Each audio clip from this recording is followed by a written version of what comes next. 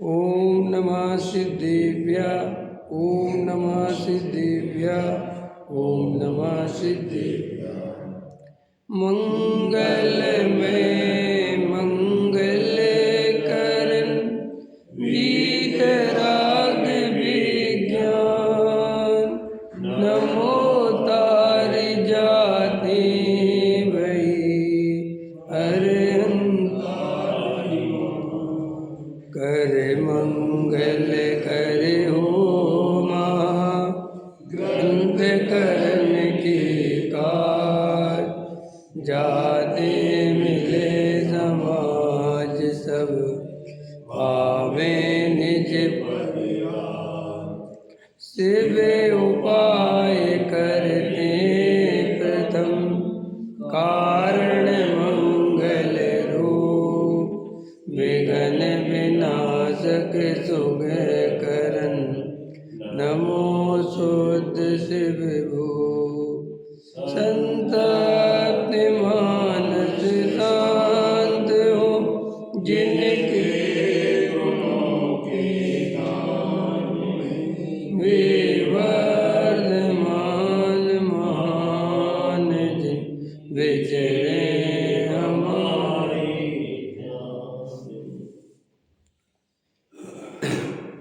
देखो परमार्थ वचनिका कविवर पंडित बनारसी दास जी रचित। इसमें अपन ने जो चर्चा देखी थी वो ये था, एक जीव द्रव्य जिस प्रकार की अवस्था सहित नाना आकार रूप परिणमित होता है, वह अन्य प्रकार से अन्य जीव से नहीं मिलता, उसका और प्रकार है। इसी प्रकार अनंत स्वरूप जीव द्रव्य अनंत स्वरूप अवस्था सहित बरत रहे हैं। किसी जीव द्रव्य के परिणाम किसी अन्य जीव द्रव्य से नहीं मिलते। इसी प्रकार एक पुद्गल परमाणु एक समय में जिस प्रकार की अवस्था धारण करता है, वह अवस्था अन्य पुद्गल द्रव्य से नहीं मिलती। इसीलिए पुद्गल परमाणु द्रव्य भी अन्य अन्य होता है। ये अपन ने इस पर चर्चा की थी कि अपन को सारे जगत के जितने जीव हैं, अपन को अंदर में निर्णय रहना चाहिए कि वास्तव में सब जीवों की स्वतंत्रता है, सब जीवों की अपनी अपनी योग्यता है। इसलिए अपन को ये जानकर वीतराग भाव धारण करना चाहिए। किसी भी प्रकार के जीव से राग द्वेष नहीं करना चाहिए। संसार है, सब जीवों के अनेक अनेक प्रकार की अवस्थाएं हैं, सबके अनेक अनेक कर्म बंधे हुए हैं, सबके अपने अपने उदय हैं। समझ में आया? और वास्तव में सब जो ये तुम्हारा बाहरी आचरण है, जिसके कारण अपन किसी की निंदा करते हैं अथवा प्रशंसा करते हैं, वास्तव में उसकी तो इतनी सी बात है, जो जिस द्रव्य क्षेत्र काल भाव में और जिस परंपरा में जिस कुल मर्यादा में पलता पुसता है, उसका बाहरी आचरण वैसा होता है। वो कोई जीव कर्म से नहीं करता वो आचरण। समझ में आया? श्वेतांबर मत में जन्मा, बचपन से जो उसने परंपरा देखी, उसके यहाँ जो भगवान का श्रृंगार होता है तो वो श्रृंगारी भगवान को मानता है। तुमने बचपन से नग्न दिगंबर बिना श्रृंगार की प्रतिमा देखा तो तुम इसे मानते हो। अब तुम इससे क्या करते हो? किसी को छोटा और किसी को बड़ा। भाई ये सब ये बाहर में दम क्या है? सब जीवों के भैया अपने अपने कुल परंपराएं मत संप्रदाय चल रहे हैं, कोई किसी को बदल तो नहीं सकता, और बदलने की चेष्टा करना भी व्यर्थ है। हकीकत बात तो ये है कि वीतराग भाव अंदर से ग्रहण करो। वीतराग भाव से अपन सुखी हो सकते हैं। ये बाहर के जीवन में तो जिनका जैसा जीवन है उदय प्रमाण चलता है, जैसा द्रव्य क्षेत्र काल भाव है वैसा चलता है, उसमें हम और तुम क्या कर सकते हैं? अच्छा पर ही जैसे देखो मान के चलो, अब कुएं का पानी पीना चाहिए कि बोरिंग का पीना चाहिए कि नल का पीना चाहिए? अब ये व्यर्थ की बातें हैं। अब भैया कुएं होते तो कुएं का पीते, नहीं समझ में आया? अच्छा अपन कुएं पहले के लोग कुएं का पानी पीते थे कि नहीं पीते थे? तो वे शास्त्रों में से पढ़ के पीते होंगे, शास्त्रों में लिखा है कोई? अरे थोड़ा ही है, पहले कुएं ही चलते थे तो वे कुएं का पानी पीते थे। आप समझ गए ना? वो तो जैसी व्यवस्थाएं बनती हैं वैसे होता है। अब पहले ये तुम्हारी इतनी व्यवस्थाएं थी नहीं, आदमी जो मिर्च मसाले ये सब कुछ घर में ही करता था, घर में ही पीसता था। तो भैया वो सीधी सी बात है, कितने पीसेगा, तो 4-6 दिन का पीस लिया, फिर अपना 2-4, तो वो मर्यादाएँ उनकी सहज ही थी। अब आज इतना समय बदल रहा है, इतना समय बदल रहा है कि कहाँ तक आदमी ध्यान रखे, क्या क्या तो करे, इतनी फास्ट सर्विस हो रही चीज़ों की। आया समझ में? तो जो बाहर के जीवन पे अपन को ज़्यादा राग देश किसी जीव से नहीं करना चाहिए। कोई जीव किस अवस्था में है, क्या है, अपन किसी आजीव का, अरे तुम ऐसा काम करते हो, उसमें इतनी हिंसा, अरे भैया आजीव का है, बेचारे ने कौन सी परिस्थितियों में क्या चुना, क्या हुआ, क्या उदय प्रमाण मिला। तो अपने बाहर की चीज़ों पे बहुत ज़्यादा राग द्वेष करते हैं, और वस्तु स्वरूप ये कह रहा है कि उसमें जीव का कोई लेना देना नहीं है। आया समझ में? हम दिल्ली आ गए तो हमने से किसी ने पूछा नहीं था, भैया यहीं का द्रव्य क्षेत्र काल भाव, यहीं की उदय की योग्यता थी, तो आ गए। नहीं समझ में आया? अब एक पंडित जी आए थे अपने यहाँ, जो कहने लगे तुम बहुत पापी हो दिल्ली वाले, जो तुम लोग मेट्रो शहर में रहते हो, यहाँ मेट्रो दौड़ती, सब पाप तुम्हें लगता है। मैं हद हो गई यार। समझ में? सच्ची बात है। बोले इतने जीव मरते हैं और तुम लोग उसी मेट्रो से चले जाते हो तो अनुमोदना का पाप। बोले क्या क्या बोलते रहते यार। और मज़ेदार बात है, सुनाने वाला भी बेहोश, सुनने वाला भी बेहोश। वे कहते बिल्कुल सही कह रहे हैं पंडित जी, हम तो पापी हैं, क्योंकि हमें तो मैं पापी हूँ ये सुनने में बहुत मज़ा आता है, मैं परमात्मा हूँ ये बात सुनने में कोई रस नहीं है, और उन पापों को मिटाने में कैसे लगे। अब ऐसे पंडित जी कोई प्रवचन सुने तो को कल से भी मेट्रो का त्याग कर दें, वो भी अपनी 4 व्हीलर गाड़ी लेके जाने लगे हैं। ऐसे भी विवेक शून्य आदमी हैं कि तुम अकेले के लिए अपनी 4 व्हीलर गाड़ी लेके जा रहे हो, तुमने कितने जीवों को निपटा दिया हो। अगर तुम्हें इतनी जीवों की रक्षा थी तो तुम्हें जो है गवर्नमेंट के बस से जाना था, तुम्हें उससे जाना था, मेट्रो से। क्यों? कि वो क्या कहलाता है, वो सरकारी व्हीकल सबके लिए होता है ना, उसमें एक बार में हजारों आदमी यात्रा करते हैं, पब्लिक ट्रांसपोर्ट बराबर। तो वो यूज करो, तो शास्त्रों में लिखा है कि अपने को ऐसी चीज़ें यूज नहीं करनी चाहिए अकेले के लिए जिसमें बहुत हिंसा हो। तो अपनी अब देखो मेट्रो तो चल ही रही है, चाहे तुम उसमें बैठो और चाहे मत बैठो, बस नहीं वो चल ही रही है, वो रुकने वाली नहीं है। बस तो यहाँ से निकल ही रही, लेकिन जो तुम अपनी गाड़ी निकालते हो स्पेशल जाने के लिए, वो तो तुम ही निकालते हो ना। तो पानी की बाटल तो रख लेंगे छनी हुई, वो गाड़ी दौड़ाते रहेंगे, कुछ नहीं लगेगा कि ये भी हिंसा है। क्यों? कि वो बुद्धि का विकास उतना हुआ नहीं, वो बुद्धि का विकास वो क्रिया कांड जितना ही हो गया बस। कि वह पानी जान के पीना है, वह 4 पहियों की गाड़ी चाहे अकेले लेके जाना पड़े कहीं भी अपनी सहूलियत के हिसाब से, उसमें हिंसा क्यों? क्या मेट्रो में धक्के कौन खाए, अब उसमें बस में धक्के कौन खाए। अच्छा, अब यहाँ धक्के दिख रहे हैं तो वे इतने सारे जीव मर रहे। और जब एक बार बताओ अपन 4 व्हीलर गाड़ी चलाते हैं तो कितने जीव मरते हैं पता है तुम्हें? हो सकता है कि उसमें संगी पंचेंद्री भी मरते ही होंगे, क्योंकि जो तुम्हारे मेढक फेडक छोटे छोटे ऐसे जीव जंतु होते हैं, सड़कों पे होते हैं, पानी भरा होता है, तुमने गाड़ी दड़ा दी तो मर गए। अब बताओ, अब तुमने वो पानी तो पिया छान के, तो लोग कहते क्या करें, अनछना भी बात उसकी नहीं है। विवेक सब जगह से जागृत होना चाहिए। अगर तुम्हारा विवेक सब जगह से जागृत नहीं है तो गारंटी से मिथ्या दृष्टि हो। सम्यक दृष्टि का विवेक सब ओर से जागृत रहता है। तो ये बाहर की जो व्यवस्थाएं हैं इनमें अपन कुछ भी ज़्यादा करता धरता नहीं है। और जैन दर्शन का सीधा गणित है, वीत राग भाव ग्रहण करो, किसी भी निमित्त से राग देश मत करो। कोई अजैन है मान के चलो, तो अजैन से राग द्वेष नहीं करना चाहिए, द्वेष नहीं करना चाहिए। अरे भाई प्रत्येक जीव का उदय है, वो जिस कुल में जिस मर्यादा परंपरा में जन्मा है वो अपना पालन कर रहा है।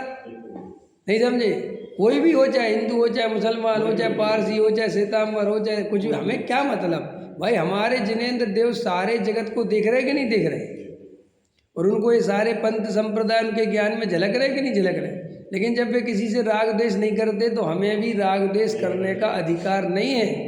हमें भी किसी पर पदार्थों से राग द्वेष नहीं करना चाहिए। सहज सब परिणमन को स्वतंत्र जानो, क्या लड़ाई झगड़ा करना। तो क्योंकि अनंत अनंत जीव हैं, सबके अपने अपने औदिक भाव है, अपनी अपनी सोचने की क्षमता है। फिर जब आप कहोगे कि ऐसा तो भाव आता है, इसे भाव तो आते हैं ना अपन को, ये गलत है, ये सही है, ये अच्छा है, ये कमजोर बुद्धि का है, तेज बुद्धि का है, अपन चिल्लाते भी रहे। तो देखो ऐसा भाव भूमिका के अनुसार ज्ञानी धर्मात्माओं को आता है। अंतर समझना ध्यान से, अपने जिन धर्म के प्रति बहुमान, उसकी रक्षा का भाव है ना, ऐसा आते हैं, हमें भी आते हैं। लेकिन वो मिथ्यात्व कब हो जाता है? जब उन भावों से अपने को बड़ा मानता है, उनका कर्ता भोक्ता मानता है। और सम्यक दर्शन क्या है? जब उन भावों को हे मानता है, उपादे। हमें मंत्र के प्रति राग आता है तो राग तो आ जाए, लेकिन ये राग भला है, ये मान्यता मिथ्यात्व है। अंतर समझ में आए? और ये अपन भेद कर पाते हैं। हमें जो देव शास्त्र गुरु के प्रति राग आता है ना राग, तो ये राग भी बुरा है, ये बात ख्याल में आती है। आपको दान करने का राग आता है, मंदिर बनाने का राग आता है, आश्रम बनाने का राग आता है। ब्रह्मचारी भी आश्रम बनवाते कि नहीं बनवाते हैं? महाराज संत साधु भी आजकल बनवा देते हैं। तो कहने साहब हम थोड़ी बनवाते हैं, हमें तो थोड़ा विकल्प आता है, बनाती तो समाज है, वो भी ठीक मान लिया, कोई बात नहीं। हम भी कह रहे हैं आप थोड़ी बनवाते, लेकिन वो विकल्प आया तो वो विकल्प बंद है, दुख है, मेरे करने योग्य नहीं है, ये ख्याल में है कि नहीं? अंत में अब वो आपको, आप उस विकल्प को ही अच्छा मानते हो, उस राग को ही अच्छा मानते हो और अपने राग की प्रशंसा करवाना चाहते हो, उसकी माला पहनना चाहते हो कि ब्रह्मचारी जी ने आश्रम बनवाया, वेरी गुड, बहुत अच्छा बहुत अच्छा, तुम इसकी माला पहनना, ये महामिथ्यात्व है। आया समझ में?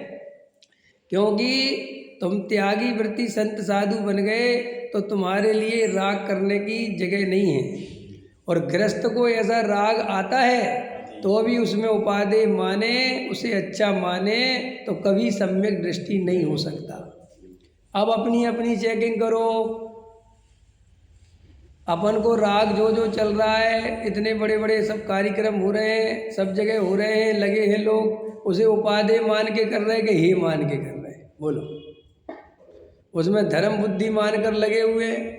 बताओ, अंदर से विचार करो भाई साहब। 100% धर्म बुद्धि जो आदि पंच कल्याणक करा रहा है, इंद्र बना हुआ है या जो भी व्यवस्था है, उसको ऐसा लगता है कि बिल्कुल बहुत धर्म होता है, बहुत धर्मात्मा हो गया। मैं उससे कहो ये राग है, ये कोई धर्म नहीं है, तो भाई साहब बुरा लगे। समझ में आया? तो इसलिए ये मिथ्यात्व आसानी से जाता नहीं है। आपको क्या लगता है कि ये मिथ्यात्व इतना अंदर कहाँ से बना रहता है? अरे आपके धर्म की चादर ओढ़ के ही बैठा रहता है मिथ्यात्व। मैं कल टिंकल को कह रहा था कि विचार करो, एक आदमी समझ लो तुम्हारा पूजा पाठ नहीं करता, समझना ध्यान से, घबराना नहीं, 2 4 5 10 मिनट दर्शन करके चला जाता है, स्वाध्याय करता है और चला जाता है, लेकिन वो गहरा तत्व विचार करता है। ये आपको प्रैक्टिकल करके बताने पड़ते, तब आपको समझ में आती है, समझ में नहीं आती, ठीक है? और गहरा तत्व विचार वो एकांत में चुपचाप करता है, किसी को कुछ नहीं पता, और अंदर उसकी धारा चलती रहती है। और एक आदमी सुबह से आया 6 बजे और बेहोशी में पूरा पूजा पाठ करके और अपने को संतुष्ट करके और बड़ा धर्मात्मा मान के चला गया, और फिर दिन भर वो कमाने में धमाने में बेहोशी में लगा रहा, समझे ना? और आज उसने अष्टमी की हरी भी नहीं लेता, वो समझ में आया? हरी भी नहीं ली, और सुबह उपवास, सुबह तुम्हारा पूजा पाठ करके गया, बताओ। और एक आदमी चुपचाप आया, 10 मिनट भगवान के पास रहा, 5 मिनट और गया और स्वास्थ्य अपना चला गया। कौन धर्मात्मा लगता है आपको? लगने की छोड़ो, आप स्वयं अपने को धर्मात्मा इसी से मानते कि नहीं मानते? देखो, जब टोडामल जी साहब ने बात लिखी इसी मोक्ष मार्ग प्रकाशक में, मैं तो एक एक बात जो मुझे शास्त्रों में पढ़ी है उनका प्रयोग करके देखता हूँ, तब समझ में आता है कि देखो अपन कहाँ गलती करते हैं। टोडामल जी ने लिखा, देखो तत्व विचार की महिमा, व्रतशील संयम आदि ना करे, समझ में आया? कोई पूजा पाठ ना करे, तत्व विचार करे तो भी सम्यक दर्शन का अधिकारी है। और ये सब करे और तत्व विचार ना करे।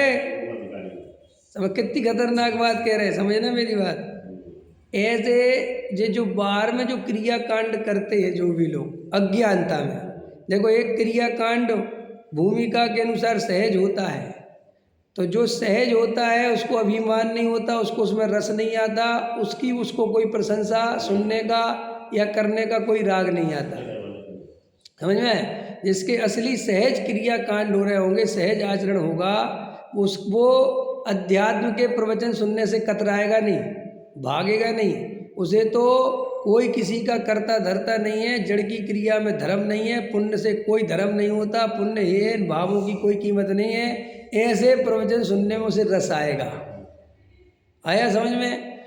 और जो आदमी के अंदर सहज आचरण नहीं है, जबरदस्ती आचरण कर रहा है, भूमिका है नहीं और भूमिका से ज़्यादा क्रियाकांड पाल रहा है, तो वो ऐसे प्रवचनों से चढ़ेगा जिसमें उसके क्रियाकांड की बुराई हो रही होगी।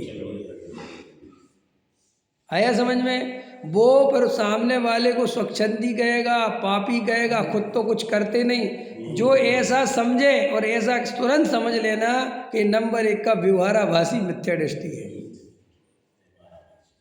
क्योंकि ज्ञानी तो कभी क्रिया के पकड़ बनाता ही नहीं, वो तो जानता है कि जड़ की क्रिया में कर ही नहीं सकता। और ये सब बौद्धिक भाव है, किसी की कसाय मंद है, किसी की तीव्र है, किसी को, इसमें क्या दम इन बातों में। लेकिन जो उसका करता धरता बनता है उसको तुरंत ये भाव आता है। और इसलिए तुम देखना, जो थोड़े से क्रियाकांडी हो जाते हैं उन्हें फिर गुरुदेव और अध्यात्म के प्रवचन ज़्यादा समझ नहीं आते। देख लेना, तुम ये लिख के ले लो मेरे से, तुम लिखवा लो और तुम कहो तो कहो, जहाँ कहो वहाँ लिख दूंगा मैं। वे जैसे ही जरा से क्रियाकांडी हुए, जरा सी धोती बोती खड़े बड़े भगवान की पूजा करने लगे और बड़ा ऐसे ऐसे, बस अब उनको गुरुदेव थोड़े कम, अब कह सकते नहीं ये बात, क्योंकि गुरुदेव इतना बड़ा नाम है कि अब सबके सामने तो नहीं कह सकते। तो फिर कैसे पता जाए? क्या गुरुदेव को सुनते नहीं, उनमें कहीं ना कहीं अरुचि रहती है। वो इस बात की निशानी है कि इसको अंदर क्रियाकांड का रस चढ़ गया है। और मैं ऐसे कई क्रियाकांडियों को जानता हूँ मोक्षुओं में, जो गुरुदेव को अंदर से बिल्कुल नहीं सुनते और मोक्षु बने फिर रहे हैं। और उन्हें अंदर से लगता है कि गुरुदेव ने थोड़ा जो है ना क्रियाकांड शिथिलता कर दी। वो बिल्कुल अंदर, क्यों कि वो पकड़ बनी हुई है वो अंदर से उस क्रिया की। और फिर वो धर्मात्मा किसको मानते हैं? जो उनसे बराबर की ज़्यादा की क्रिया करता हुआ दिखता है तो उसे बराबरी का मानते हैं। ये है धर्मात्मा का लक्षण।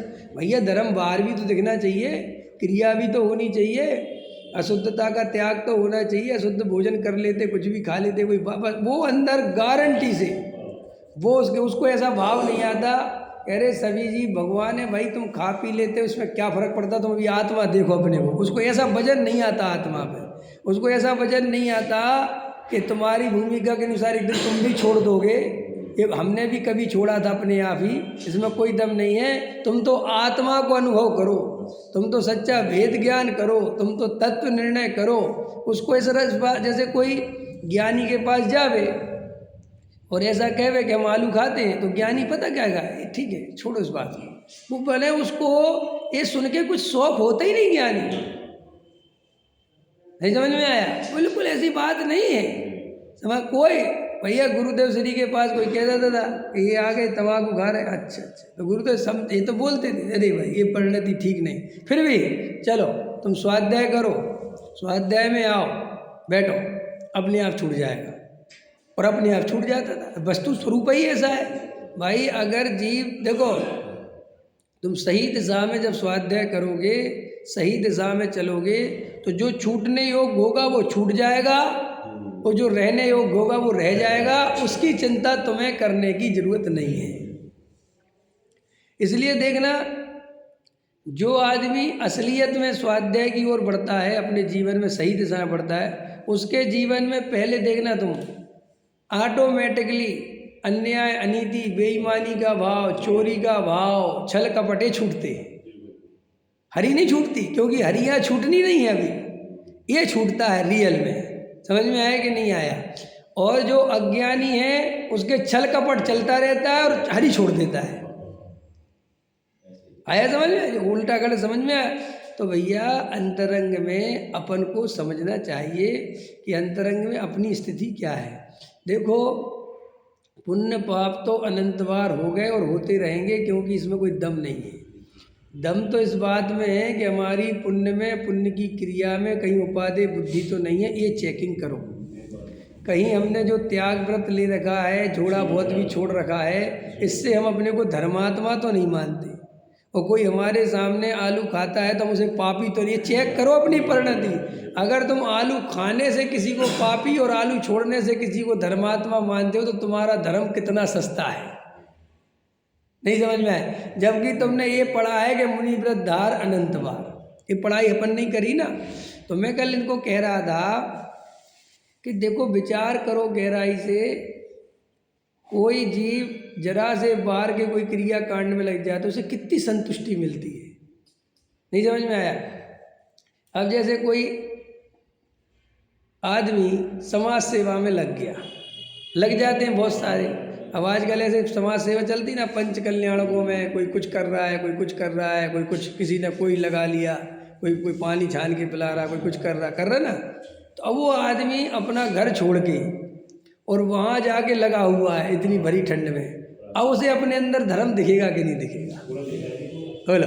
और उससे कहो कि भैया प्रवचन सुन, अरे भाई साहब मैं यहाँ लगाऊँ, मैं दिन भर से बताओ सब जीवों का कितना भला कर रहा हूँ, ये मान्यता सोचो। और ये वही आदमी है जो मुमुक्षुओं के ग्रुप में है, और ये वही मुमुक्षु जो उसे माला पहनाते हैं। उससे कोई ये पूछने वाला है कि भैया तुम एकांत में तत्व विचार करके क्या निर्णय करते हो, तुम जीवों की रक्षा करते हो, तुम ये करते हो।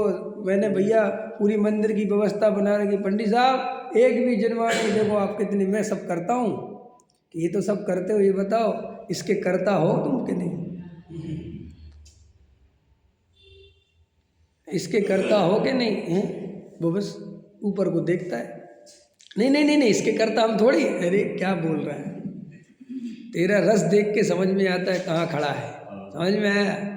रस है वो, रस इतना रस चलता है। अब देखो, और फिर सारा देखो उस चक्कर में वो धर्म तो कुछ हुआ नहीं, और घर अस्त व्यस्त, व्यापार अस्त व्यस्त, और फिर आगे वो परिणाम कितने बिगड़ते हैं, कितने तो संभाले होंगे और अब कितने बिगड़ने हैं, क्योंकि यहाँ सब अस्त व्यस्त हो गया, समझ में आ रही है। और तुम लोग को धर्मात्मा मानोगे उसे ही, और एक आदमी कहीं नहीं गया। अब मैं कहीं नहीं गया, हो रहा पंच कल्याण, और मैं नहीं गया। इनको तो भाव ही नहीं आता, ये तो ढंग के आदमी नहीं। हम तो पहले ही से कह रहे हैं, बहुत नहीं कहते ऐसे हिसाब किताब। ये कौन कहेगा मेरे बात, सुनो सुनो, क्रिया कांड वाला, और जो मेरे पक्ष का होगा, इनको तो भाव ही नहीं आता। अपन कैसे गाड़ी घुमा देते हैं, ये तो अपने में रहते हैं। अरे काहे के अपने में रहते हैं भाई, हमसे ये भी नहीं कह रहे हम अपने में रहते हैं, लेकिन हम ये कह रहे हैं कि कोई तुम्हारा अगर उसमें भी विचार करना है बाहर से, तो वो कोई फायदे का सौदा नहीं है। इसकी जगह तो जीव अपने घर में बैठ के भले ही आधा घंटा तत्व विचार गहरा करे, और भले ही दिन भर व्यापार करे, डरना मत, तो भी ये निकल सकता है। क्योंकि ये व्यापार आदि करने को धर्म नहीं मानता। आया समझ में, तुम लोग रोटी बनाती उसे धर्म नहीं मानती, लेकिन अभी तुम लोगों से पंच कल्याणक की रोटियां बनवा देना,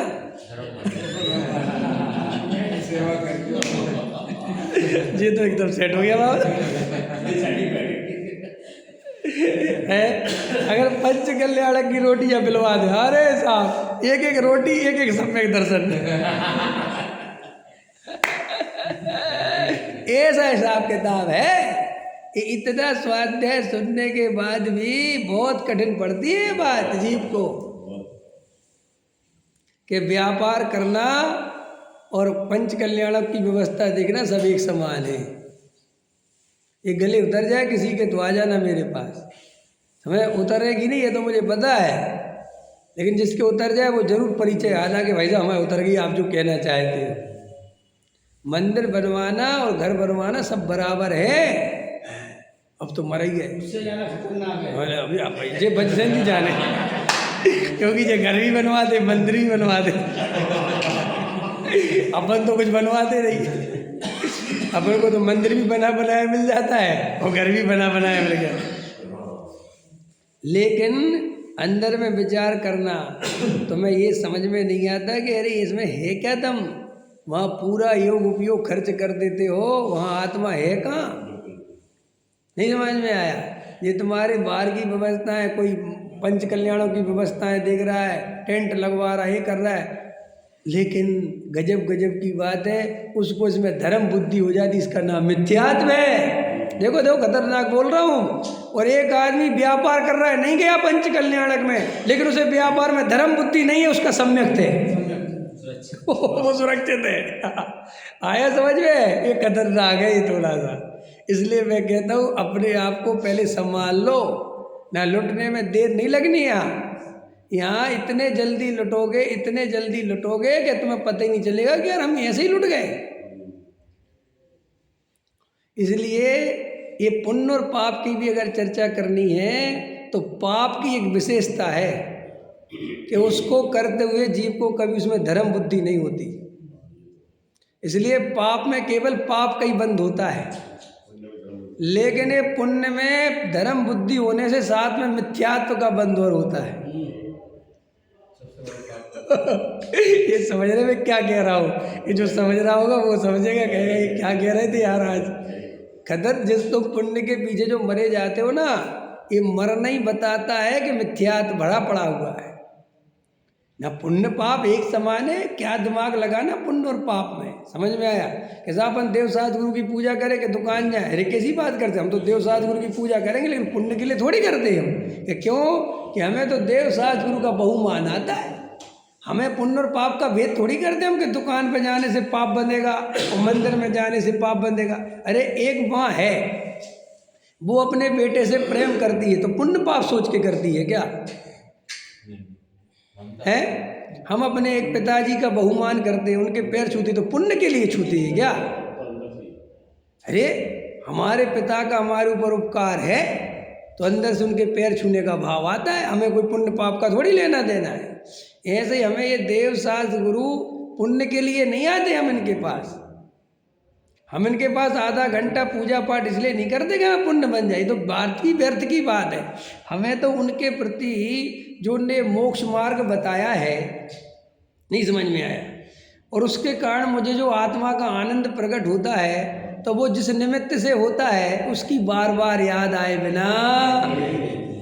जैसे देखो मेरे को इस भगवान आत्मा की जो चर्चा, जो तत्व ज्ञान, ये जो सब कुछ मिला है, ये मुझे अपने पूजनीय दादाजी की वजह से मिला, मेरे बब्बा स्वयं के, ठीक है, और डॉक्टर भारल जी, दो व्यक्ति है मेरे जीवन में। तो मुझे जब जब तत्व की गहरी महिमा आती है तब तक उनकी याद आए बिना, ये है देव शास्त्र गुरु की स्थिति। ये जो अपन परंपरा से देवशास्त्र गुरु को पूछते हैं, इसका कोई कुछ नहीं होता इससे। वो तो अंदर में माल मिले जो उनने दिया है। आप समझ गए कि नहीं समझ गए? आपको पिता की प्रॉपर्टी मिली और आपके जीवन में एकदम शांति, तो आपको पिता की बार बार याद आती है, हमारे पिताजी हम लोग को सब कुछ करके गए भाई साहब, सब उनके ही दिया हुआ, सब कुछ बना के गए, दुकान भी बना के गए, घर भी बना के गए, पैसा भी जोड़ के गए, संपत्ति भी खरीद के गए, सब व्यवस्थाएं करके गए भाई साहब। हमारे पिताजी के रहते हम कभी एक दिन परेशान नहीं हुए। आया समझ में? ऐसे ही देव शास्त्र गुरु से जब आत्मा मिले तो देव शास्त्र गुरु की सच्ची महिमा आती है। परंपरा से पुण्य पाप के लिए की गई महिमा तो हम अनंत अनंत जन्मों में अनंत बार कर चुके।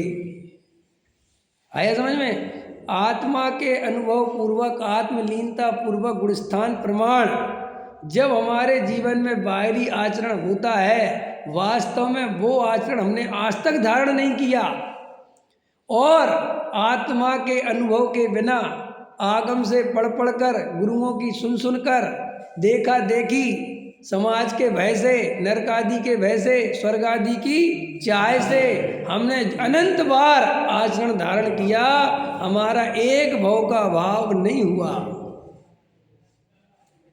इसलिए ईमानदार बन जाओ। अरे घर का मोह बाद में छोड़ो, पहले समाज का छोड़ो। तो क्या कह रहे हैं? कहे जी पंडित जी अच्छे भाई साहब, घर का मोह इतना दुखदाई नहीं है, जितना ये समाज का मोह दुखदाई है। समझ में आया? क्योंकि समाज के मोह में जो फंसा, मैंने उन सब की हालत देख रखी है। वे राजनेता ही बन जाते हैं, धर्मात्मा तो बहुत दूर हो जाता है। ये जितने पहले इतने बढ़िया, अभी भी बढ़िया है ना, कोई लड़ने झगड़ने लग जाए पहले मेरे कुछ परिचित बहुत ऐसे हैं, जब वे कोई पदों वगैरह पे नहीं थे, कोई ट्रस्टी वेस्टी का चक्कर नहीं था, तब उनकी एक अलग प्रकार की ईमानदारी थी। समझ में? उनका धर्म के प्रति एक अलग प्रकार का नज़रिया, एक अलग प्रकार का बहुमान था। और जब वो ट्रस्ट बन गए और जब ये पद हो गए, और तब उनकी परिणति देखी तो राजनेता उनके अंदर घुस गया। फिर वो नेतागिरी दिमाग में घूमने लगी, और जिसके अंदर नेतागिरी घूमने लगे, भाई साहब समझ लेना कि तुम अपना भाव खराब करने वाले हो। इसका फल अनंत संसार है। कुछ भी कर लो तुम्हें ये संतुष्टि देगा। मिथ्या दृष्टि जीव किसी भी प्रकार के धार्मिक आयोजन में अपने मन वचन काय को लगाएगा, योग उपयोग को लगाएगा, उसे उससे संतुष्टि मिलने वाली है, क्योंकि अंदर मिथ्या दृष्टि है वो। और लोग उसे तो धर्मात्मा कहे बिना, देखो एक बात, लोगों का क्या जाता है, संसार तो स्वार्थियों का भरा हुआ है ना। अभी रमेश जी, तुम अपनी दुकानदारी बंद करके ना मुमुक्षों की सेवा करने लग जाओ, तो हर पंच कल्याण में तुम्हें माला पहनाने लगेंगे। तुम भी पकड़ लो कोई काम वामे का, समझ में आया कि नहीं आया, और चालू कर देखो। हमारे रमेश जी अपनी दुकानदारी छोड़ के, इनकी परिणति देखो आप। कोई ये नहीं कहता ये मिथ्या दृष्टि है समझ में आया कि नहीं है? सब तुम्हें चने के पेड़ पर चढ़ाएंगे सब, और तुम एकदम खुश हो जाओगे। फिर तुम्हें एक बार बताओ, मंदिर के काम करने में धर्मात्मा की फीलिंग आती है ना आदमी को, घर के काम करने में पापी की फीलिंग आती है। और लोगों ने सिखा भी रखा है, मंदिर के काम करोगे तो पुण्य बनेगा। और हकीकत बात है, अधिकतर लोग अंदर पुण्य की वासना और बाहर में मानादिक की वासना और प्रशंसा की वासना और धर्म बुद्धि, ये तीनों एक काम में भरी पड़ी रहती है।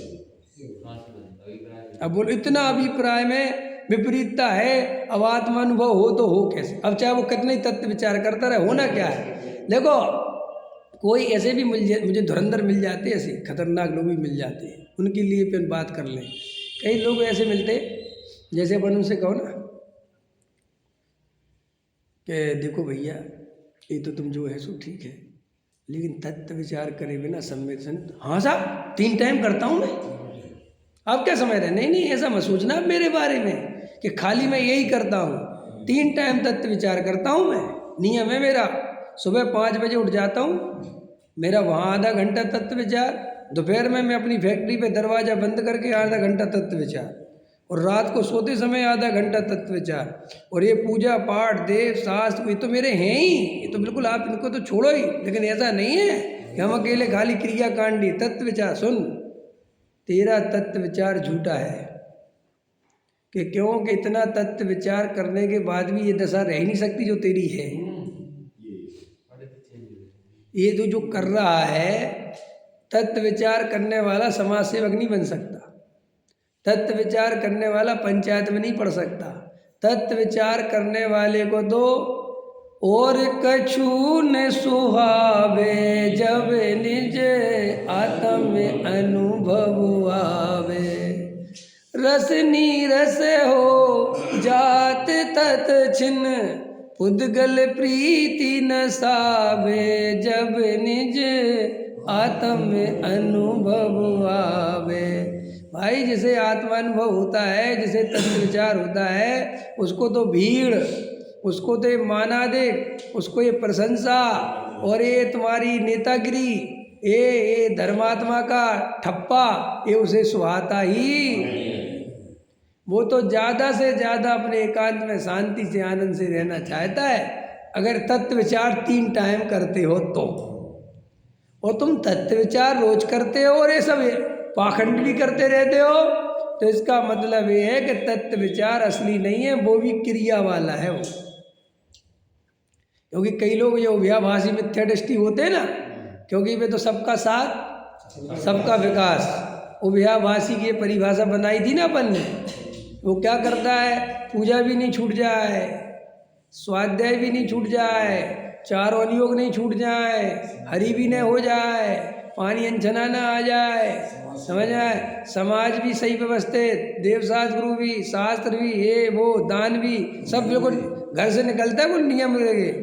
10 रुपये चढ़ा देता है गुल्लक में तो कहता है एक आवश्यक हो गया। फिर शास्त्र पढ़ता है तो कहता है एक आवश्यक हो गया। पूजा करता है तो कहता है एक आवश्यक हो गया। समझ में आया कि नहीं आया। मुनिराजों को भक्ति कर लेता है तो कहता है एक आवश्यक हो गया। सब ऐसे ही चल रहा है मामला। ये सब मिथ्या दृष्टियों के लक्षण हैं। जो गिन गिन के आवश्यकों को पाले वो गारंटी से अनावश्यक ही है। वो सब नहीं समझ में आया। अरे माँ अपने बेटे को अगर घड़ी देख के प्रेम करे तो काहे की माँ, कैसी माँ, कौन सी माँ, समझ में आया कि नहीं आया। 10 बज गए, बेटे को खिलाने का टाइम हो गया, ऐसे ही तो अपन करते हैं। 6 बज गए, भगवान की पूजा का टाइम हो गया, हद हो गई है।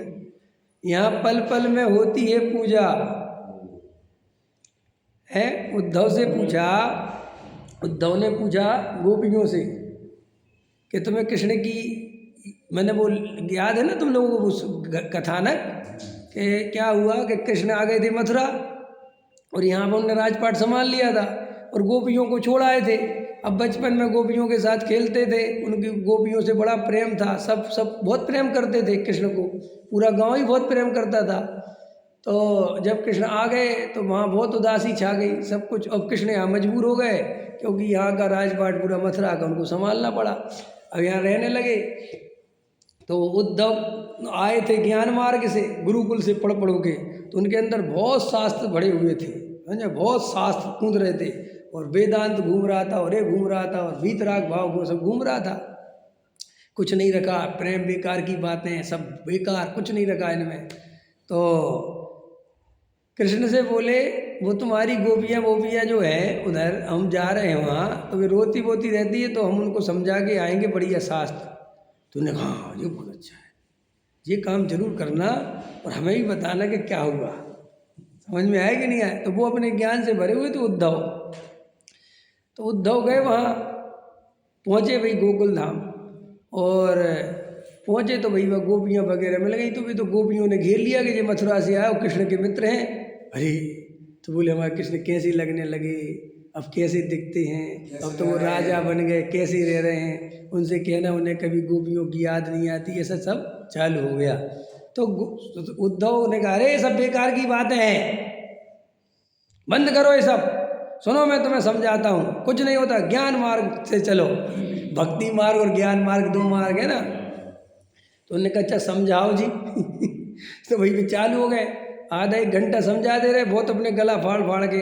1 घंटा हो गया, फिर 1 घंटे बाद बोले कुछ समझ में आया। हाँ बोले बहुत अच्छा समझाया आपने, बहुत अच्छा बताया, आप ये बताओ कृष्ण और क्या क्या कहते हैं। समझ में आएगी ना। अच्छा और वो अब कैसे लगते हैं, अब वो वस्त्र कैसे पहनते हैं, चलते कैसे हैं, अब तो बहुत सुंदर दिखने लगे होंगे। तो उद्धव ने अपने बाल खींच लिए। समझ में आया कि नहीं आया। तो फिर वो कहे भाई तुम लोग जो है इतना कृष्ण को याद क्यों करते हो। तो उसमें एक वो है कि कृष्ण को याद करते, किसी बातें कर रहे हो आप। याद तो उसे करा जाता है जो हमसे कहीं दूर हो, कभी कभी करते हो। यहाँ तो 24 घंटे कृष्ण के अलावा कोई बात ही नहीं है। तो उसमें है भजन, यहाँ है उसमें एक भजन है उसमें कि यहाँ हर पल पल में होती है पूजा। तुम क्या सोचते हो कि पूजा 1 घंटा कर ली हमने भगवान की। तो उसमें एक लाइन है, यहाँ पल पल में होती है पूजा, सर उठाने की फुर्सत नहीं है। कि तुम्हारा तो सर उठ जाता है और फिर कभी कभी झुकाने आ जाते हो।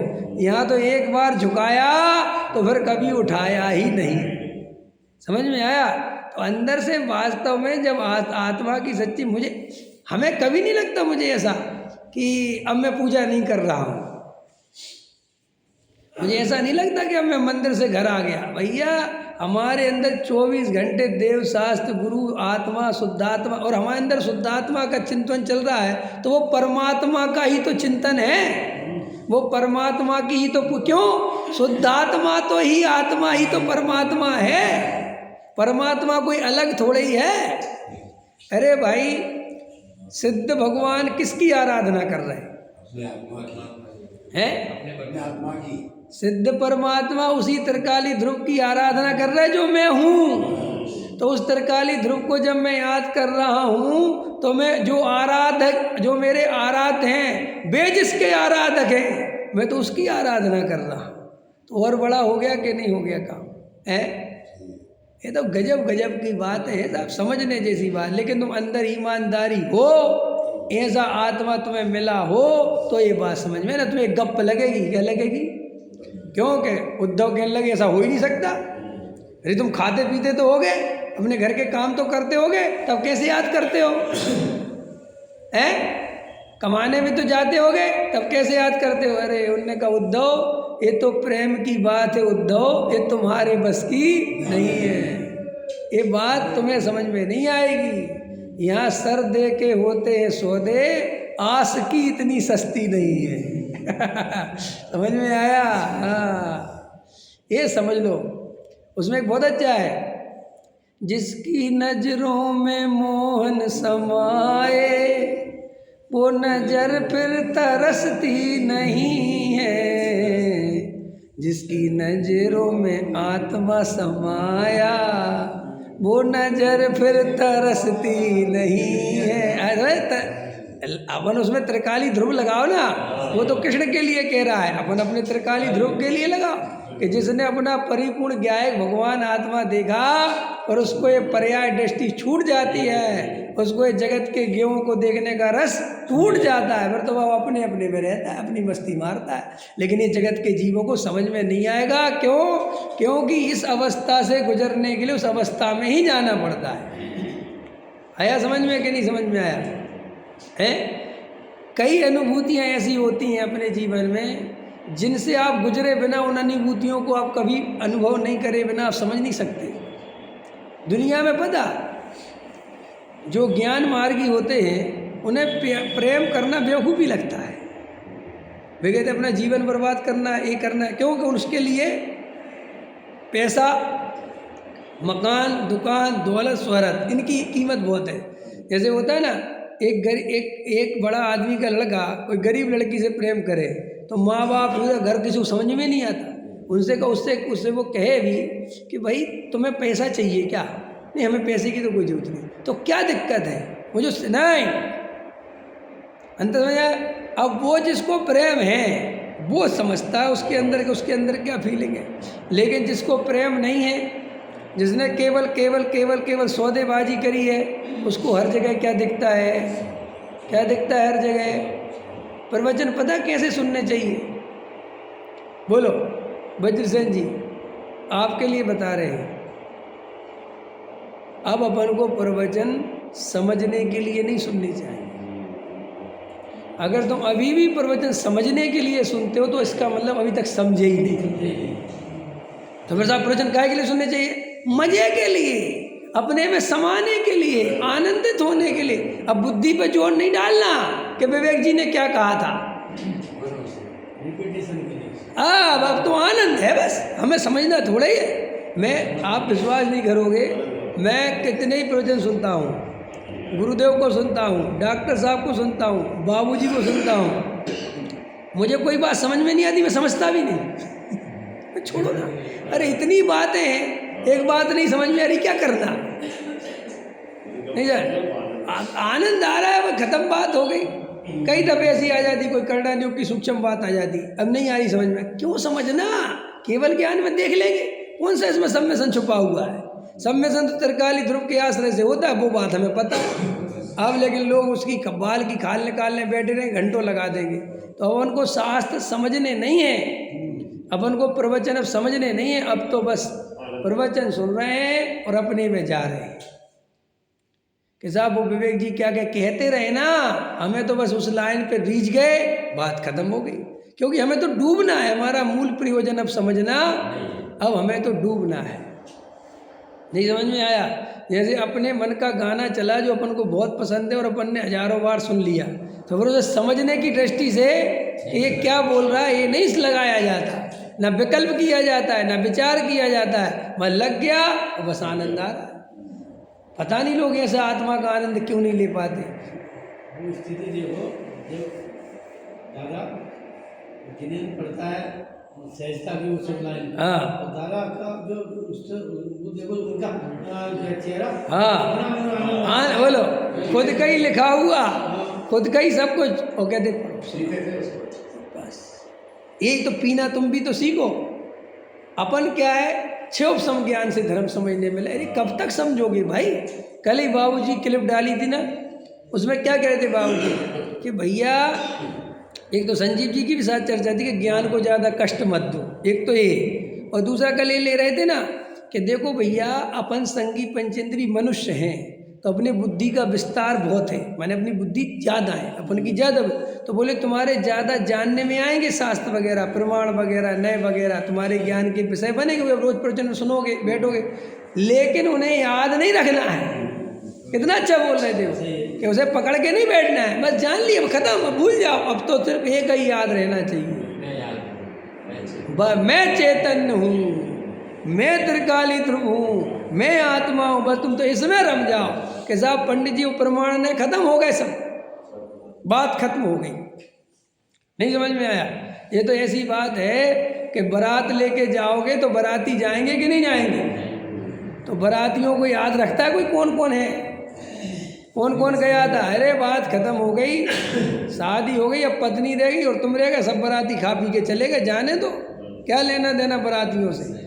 ऐसे ही अपन संगी पंचेंद्री मनुष्य हैं तो पढ़ना पढ़ाना समझना समझाना अपना ज़्यादा होता है, लेकिन मूल तत्व तो बाबूजी ले रहे थे कल, जीव अजीब का भेद ज्ञान सच्चा कर ले, धर्म तो इतना है। 7 तत्वों के लिए भी जगह नहीं है, क्यों कि कल के ले रहे थे ना कि वो तिरंज जगती जानता है कि आश्रम वन सम्मान निजरा मोक्ष, उसे कुछ पता है क्या, वो सब में दृष्टि होता है कि नहीं होता है, बस जीव अजीब का सच्चा वेद ज्ञान कर लेता, बात खत्म हो गई। ऐसे ही और जैसे आचार्य का उदाहरण दे रहे थे, उन्होंने लिखा है कि जिनकी ज़्यादा बुद्धि होती है वे विस्तार में जाके धर्म सम्यक दर्शन करते हैं, जिनकी बुद्धि कम होती है वो संक्षेप में कर लेते हैं, सो करना ही सम्यक दर्शन। उलझने के लिए तुम्हें नहीं पढ़ाया जा रहा है, समझ में आया? हमने तुम्हें शास्त्री पढ़वाई कि भैया ये पढ़ लो, वस्तु स्वरूप समझ लो, ये कर लो और आत्मा का अनुभव करना। हुआ क्या कि वे शास्त्री बन के शास्त्रों में उलझ के रह गए, वो जिसके लिए प्रयोजन था वो एक तरफ रह गए। इसलिए कभी कभी मैं लाइन बोलता हूँ, पंडितों का मोक्ष मुश्किल है। लोगों को लगता होगा पंडितों का मोक्ष आसान है, मैं खुद एक पंडित रहा हूँ, अब तो नहीं हूँ, समझ में आया? तो मैं जानता हूँ कितना मुश्किल पड़ता है पंडित को, क्योंकि पंडित शास्त्रों से भर जाता है और उसके अंदर वो रस परिपाक ना होके वो घूमता रहता है, शास्त्र घूमते रहते हैं, यहाँ ये लिखा है, यहाँ ये लिखा है, यहाँ ये लिखा है, वहाँ टूटा बली ऐसा आया था, शास्त्र व गाथा ऐसी आई थी, इसमें जो है ना ये गाथा पाठ सही नहीं है, यहाँ पे व्याकरण सही नहीं है, यहाँ पे ये सही नहीं है, यहाँ पे ये सही नहीं है, वो जो त्रिकाली ध्रुव परम सत्य वो बना रह जाता है, वो निकल जाता है। इसलिए किसी ने सोच समझ के लिखा होगा, पूर्व जन्म के पाप पंडित आई माथे पड़ी, समझ में मजा। जिन नकली पंडित तो बिल्कुल डूबने वाले हैं, अगर असली देखो भैया एक क्रिया, इसलिए तो देखो जिनको क्षयोपशम का रस चढ़ गया बेनी में उलझे रहते हैं, ऐसे श्रोता भी परेशान हो जाते हैं। हाँ ऐसे से श्रोता भी परेशान हो जाते हैं। और क्या, तो उन्हें क्या मतलब कि हाँ ये लिखा, अरे सवाल ही डॉक्टर साहब, पता डॉक्टर साहब तो ये बात बहुत उंगली उठाई गई कि ये मूल गाथाओं को नहीं पढ़ते अब, समझ में? क्योंकि दादा ने बाद में 10 में मतलब समझ लो 2000 में इसमें लिख ली उनने, सब के पद्यानुवाद कर दिए उनने, उसके पहले तो थे नहीं, तो वही पढ़ते थे सब। तो बोले देखो जी अपना ही पद्यानुवाद पढ़ के सुनाते हैं और मूल गाथाओं को पढ़ के नहीं सुनाते जी, आगम के विरुद्ध है जी, आमना के विरुद्ध है जी, ठीक नहीं है, ये पढ़ना चाहिए पढ़े। अब दादा पे सब बातें ऐसा थोड़ी उनको सब पता नहीं चलता था, सब पता रहता था उनको, बोलते भी तो बोलते भी थे। तो दादा ने कहा तुम लोग ये कहते हो कि ये मूल गाथाएं और संस्कृत टीका और ये पढ़ के सुनाना चाहिए, तुम लोग को आता है कुछ? तुम्हें ये बात तो पता है ना कि मैं संस्कृत और प्राकृत पढ़ूंगा भी तो उसके बाद मुझे हिंदी पढ़नी पड़ेगी, तभी तुम्हें समझ में आए। ये तो तुम जानते हो ना। फिर जब दूसरी बात तुम्हें कुछ आता नहीं तो उसको पढ़ के मैं वो आधा घंटा उसमें समय बर्बाद करने की जगह तुम्हें ये मूल जो तुम जो समझते हो जिस भाषा में, उस भाषा में बात करें कि नहीं करें।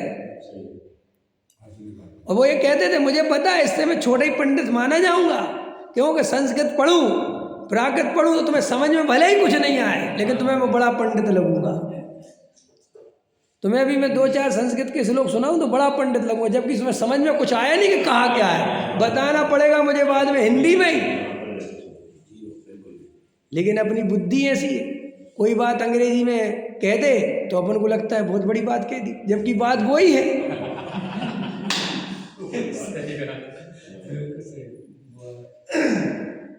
है नहीं, ऐसा नहीं, अपनी मान्यता ऐसी नहीं है क्या है। और भैया कैसे हो, हु आर यू, क्या बोलते, यही बोलते ना। ऐसा लगता है पता नहीं क्या, अरे भैया ये भाषा है, इनमें कोई दम है तुम्हारी, है क्या दम है तुम्हारी। इन बातों में तुम्हें अंदर विचार करना चाहिए कि अपन जी क्या कर रहे हैं। और भैया तुम्हारा नाम क्या है, व्हाट इज योर नेम।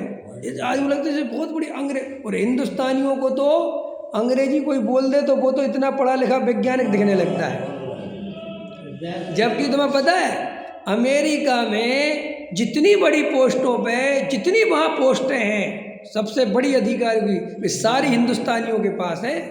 वे कहते हैं सारे वक्त के सारे अंग्रेज, जो हिंदुस्तानियों के पास माइंड है, जो उनका दिमाग तेजी से चलता है और जो उनमें काम करने की क्षमता है वो हमारे देश के लोगों में बिल्कुल नहीं है। कई दफ़े वहाँ कह चुके कि काश हमारे पास ऐसे क्रीम हमारे होती तो हम कहाँ से कहाँ कर देते। हिंदुस्तान में तो कद्र नहीं है, दिखावे की कद्र है लोगों की, इसलिए तो हिंदुस्तान छोड़ के भाग जाते हैं लोग। करें क्या, यहाँ तुम टैलेंट को जगह ही नहीं देते बेचारे, और वहाँ उसको उसी टैलेंट की जो है इतनी सैलरी मिलती है कि पूछो मत। तुम्हारे यहाँ रुकेगा कौन। अच्छे अच्छे डॉक्टर, हमारे अच्छे अच्छे इंजीनियर, हमारे अच्छे अच्छे सारे के सारे वैज्ञानिक सब विदेशों में चले गए और वहाँ जाके काम करते हैं। अब कुछ दिनों बाद तो देखना तुम, विदेशों के सारे प्रधानमंत्री हिंदुस्तानी होंगे। अभी तक तो हो ही गया, अब अभी वो कमला हैरिस बनी जाती ना अमेरिका की तो हो ही जाता सिस्टम ही। और अभी वो इंग्लैंड में, वो तुम्हारा ब्रिटेन में, कनाडा में सब बनने वाले हिंदुस्तानी। तो आप क्या समझ रहे हैं। लेकिन अपन भाषा के गुलाम, वो भाषा की गुलामी अपने पास आज से नहीं है। ये अपन ये मत सोचना कि अंग्रेजों के आने से हुई, अपन पहले ही भाषा की गुलामी थी। क्यों कि पहले यहाँ पे संस्कृत चलती थी, पंडित विद्वान चलते थे, तो वे संस्कृत तुम हम ना जाना सी हटो, समझ में आया। ये विद्वानों की वार्तालाप है, ये अपने चलता ही था पहले ऐसे। बेचारा एक आदमी पता नहीं जी विद्वान क्या कह रहे हैं, समझ में आया। देखो ये बड़े बड़े संस्कृत कॉलेज खुले ना, मैं तो पढ़ता नहीं ना प्रोफेसर ना उधर हूँ, लेकिन इनकी पोल पट्टी ऐसी है, वहाँ जाओगे ना तो सब लोग हम लोगों से कहते हैं, मैं तो सच बता रहा हूँ तुम्हें, ये हम लोगों से कहते कि तुम्हें यहाँ संस्कृत बोलनी पड़ेगी। क्या बोलनी पड़ेगी। अच्छा, अपन सोचते हैं संस्कृत बोलनी पड़ेगी। हम लोग जब गए वहाँ पे पढ़ने जयपुर में, तो बोले सारा एग्जाम संस्कृत मीडियम से होगा। कैसे होगा मीडियम, समझ गए आप। मैंने आपको हिंदी भी काय में लिखनी है, सब कुछ संस्कृत, सब कुछ संस्कृत। हाँ तो भैया हम लोग जब 11th में पढ़े, हमने कहे तो बहुत खतरनाक मामला है भाई, अपन संस्कृत तो कहाँ लिख पाएंगे, फेल हो जाएंगे यार। मतलब अपन कितने ही सीख लें, लेकिन पूरा पेपर संस्कृत में लिखेंगे तो भाई साहब कहाँ तक लिखेंगे। और भाई साहब हम लोग जब एक आध एग्जाम हुआ शुरुआत में, तो हम लोगों ने लिखा तो हम लोगों को तो अच्छे नंबर मिल गए, और हम देख रहे हैं कि साफ साफ संस्कृत गलत लिखी है। तो वे प्रोफेसर समझाने लगते हैं, तीता अंति सीता था आमी आवा आमा, समझ में आया। सा अस्ति नास्ति सर्वे भवंतु अंतु अंतु 4-10 भी याद कर लो, और सब जगह लगाते रहना और विसर्ग लगाते रहना, वही संस्कृत। समझ में आया, सच में था। और ये हम पर और आगे गए, बड़े बड़े कॉलेजों में गए, ये सब संस्कृत मीडियम। काय का संस्कृत मीडियम, 2-4 शब्द संस्कृत के बोलेंगे, फिर बे चलो अब हिंदी में बोलो। क्योंकि जो तुम्हारी एक्चुअल भाषा में जो तुम बोल सकते हो, जो तुम संवाद कर सकते हो, जो अपनी भावना रख सकते हो। जब मेरा PhD का वो हुआ ना वाइवा, तो मैं अंदर गया, 8-10 प्रोफेसर थे और मुझे बाहर से कह दिया सबके वहाँ संस्कृत में बोलेंगे, ये बोलेंगे, बड़ा डराते हैं ना भैया। जब जो हम तो गए तो हम तो 10-20-50 वाक्य याद करके कभी सबके अंदर गए तो हम 2-4 वाक्य संस्कृत में बात हुई हमारी, वे भी संस्कृत में बोले, हम भी बोले। फिर कहते अच्छा चलो ठीक है अभी छोड़ो, आ गए हिंदी पे भी, और वे हिंदी पे आ गए तो हम तो और ज़्यादा तैयार थे। हमने कहा अच्छा जी बिल्कुल बोलो, और फिर बस उनने हमसे पूछा, और वो अच्छे बढ़िया रसिया थे जैन दर्शन के, माने वो वेदांती थे जो आए थे प्रोफेसर। तो उनको फिर इतना मज़ा आया, फिर 7 तत्व की अवधारणा क्या है और नियम सार में जो है नियम का अर्थ क्या है, सार का अर्थ क्या है, वो पूछते गए। सबका 8-10 मिनट इंटरव्यू चलता होगा, मेरा आधा घंटा चला। तो वो कहने लगे वैसे अब तो तुम भूल जाओ यार, तुम इंटरव्यू दे रहे हो, तुम तो बहुत बढ़िया बता रहे हो। फिर वो बाद में से कहते वैसे तुम करते क्या हो, अकेले यहाँ पढ़ते ही हो क्या? तो एकदम भाई साहब बैठे ना मीर साहब, बोले नहीं वो पढ़ाता है रोज। बोले हाँ ये बताता होगा, जैन दर्शन की गहराई जानता है। तो भाई आप जब उसके अंतरंग में जब अपन जाते हैं तब अपन को पता चलता है कि मूल में जो आपकी भाषा है, आप देख लेना, मैंने एक दिन उदाहरण दिया था ना, किसी की भाषा जानना हो तो एक याद है कहानी, एक आदमी इतनी भाषाओं में निपुण था कि उसकी कोई भाषा नहीं पहचान पाता था कि ये मूल में कौन सी भाषा भाषी है, और वो इस बात से बहुत इनाम जीतता था राजा के दरबारों में जाके, क्योंकि वो कहता था अगर मेरी भाषा पहचान जाओ तो मैं बता दूं, और वो जो भाषा बोलो ऐसी बोलता था कि समझ में नहीं आता था। तो एक बार वो एक इसमें गया कालिदास के उसमें दरबार में, और बोले मेरी भाषा कोई भी पहचान ले तो जो कहो वो हारो, और अगर नहीं तो राजा मुझे इनाम देंगे। तो भाई बोले कि बोलो उर्दू बोलो, तो उर्दू ऐसी बोले कि लगे जो उर्दू वाला है। उससे कहो संस्कृत बोलो तो संस्कृत ऐसी बोले कि लगे संस्कृत वाला है। उससे कहो हिंदी बोलो तो हिंदी ऐसी बोले। जो भाषा है क्षेत्रीय भाषाएं बोलो तो वैसी बोले। फ्लो ही उसका ऐसा, जैसे अपन फ्लो समझ गए ना, ऐसे भिंड का आदमी 1 मिनट में पहचाना जाता है कि भिंड का, उसकी टोन से, टोन समझ गए ना। बुंदेलखंड का आदमी उसकी टोन से, यूपी का आदमी टोन से, गुजराती टोन, तो उसकी कोई टोन नहीं थी, वो जिस टोन में बात करवा लो ऐसा लगता ही नहीं था। भाई सारे राज दरबार में उसने तो बोला, और इतनी बड़ी सोने की मोहरों का इनाम मिल गया। कालिदास को बड़ा धक्का लगा, यार कैसे करें इसका पता लगाएं। तो जैसे ही वो बाहर निकलने लगा, कालिदास ने, राजा ने कहा क्यों कालिदास बता सकते हो क्या कि ये कौन सी भाषा है? बोले बस 5 मिनट का समय दो, यहीं बैठो सब, समझ में आया कि नहीं आया? और वो बाहर अपने जा रहा था मोहरे लेके, और कालिदास फटाफट पीछे भागे और एकदम बहुत तेज धक्का दे दिया उसे, तो उसकी मोहरे गिर गई। तो फिर जो वो बोला गुस्से में, बोले ये तेरी भाषा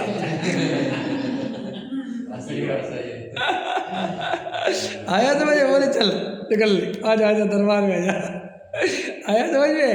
तो वो आदमी जब गुस्से में आता है तो अपनी भाषा में, जब आदमी आनंद में आता है तो अपनी भाषा में, तुम हंसोगे तो अपनी भाषा में।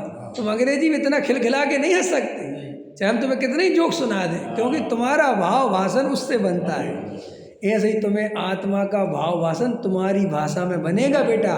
शास्त्रों की भाषा में तुम आत्मा नहीं समझ पाओगे, और तुम शास्त्रों की भाषा से आत्मा समझते हो, इसलिए तुम्हें आत्मा बहुत कठिन लगता है ना। आत्मा तो 2-2 4 जैसा है, आया समझ में? लेकिन तुम शास्त्रों की भाषा पढ़ते हो, एक जीव द्रव्य भारीपन हो जाता है समझ में आया? हाँ, पर क्या लगा? अनंत स्वरूप अवस्था सहित, ये सब भारीपन है, कुछ नहीं। इसमें सिर्फ इतना सा लगा है, जो जानने देखने वाला ज्ञान तत्व मैं हूँ, और उसकी अनंत प्रकार की अवस्थाएं परिणाम हो रहे हैं, अनंत प्रकार की बस ये अवस्था है उसकी, खत्म। इतनी बात को हल्का करो और उसको भाव भाषण करो तो तुरंत आत्मा समझ में आता है। और इसी बात को संस्कृत में और बोलता तो खत्म ही हो जाती बात, लेकिन मैं बड़ा पंडित जरूर बन जाता, ये बात पक्की है, समझ में? तुम बड़े पंडित के चक्कर में मत फंसो भाई, जिससे तुम्हारे तार मैच हो जाएं, जो तुम्हें आत्मा के करीब ले जाए, जिसके पास बैठ के तुम्हें आत्मानुभूति की प्रेरणा मिलती हो, जिसके पास बैठ के तुम्हें आत्मानुभव का भाव जगता हो, जिसके पास बैठ के आनंद की तरंग उछलती हो, उसके प्रवचन सुनो, सबको सुनना बंद करो। सहजानंदी